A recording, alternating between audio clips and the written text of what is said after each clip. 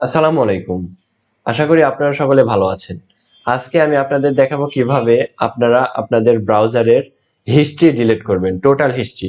চাইলে 1 ঘন্টা বা 1 দিন বা 7 দিন বা 1 মাস বা অল টাইমের হিস্ট্রি আপনি ক্লিয়ার করতে পারেন। তো চলুন কিভাবে আপনারা ক্লিয়ার করবেন সেই হিস্ট্রি ক্লিয়ারের সেটিংটি আপনাদের দেখিয়ে দিই। আপনারা যদি মোবাইলে ওপেন করে থাকেন তাহলে আপনারা ক্রোম ব্রাউজারে গিয়ে ডেস্কটপ মোড করে নেন। আর যদি ল্যাপটপ ডেস্কটপ পিসি হয় তাহলে তো কোনো সমস্যা নাই, এখানে থ্রি ডট আইকন আছে, এখানে ক্লিক করবেন। এরপর দেখুন লেখা আছে মোর টুলস।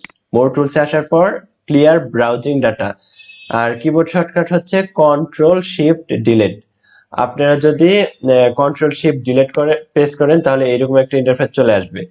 আর যদি আপনাদের এইভাবে আসেন মোর টুলসে আসার পর এখানে থ্রি ডট আইকনে মোর টুল, তারপরে ক্লিয়ার ব্রাউজিং ডাটা আসেন, তাও এরকম একটা ইন্টারফেস শো করবে। এরপর বেসিকে আপনার এই 3টা টিক চিহ্ন দেওয়া থাকবে, চাইলে অ্যাডভান্স গুলাও আপনারা টিক চিহ্ন দিয়ে ক্লিয়ার করে নিতে পারেন। আমি সাইন ইন এন্ড আদার্স, আমি সকল ইনফরমেশন এখান থেকে ক্লিয়ার করে দেব।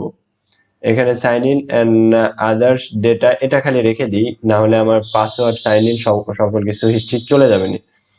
এরপর ডাউনলোড হিস্ট্রি এটাও রেখে দিই, ডাউনলোডে অনেক কিছু আছে। চাইলে আপনাদের যেটা অপ্রয়োজনীয় সেটা ক্লিয়ার করে প্রয়োজনীয় গুলো রেখে দিতে পারেন। আর এখানে আপনি অল টাইম আছে, দেখুন last hour 24 hour, 7 days, 4 week, all time. আমি অল টাইম করে দিলাম।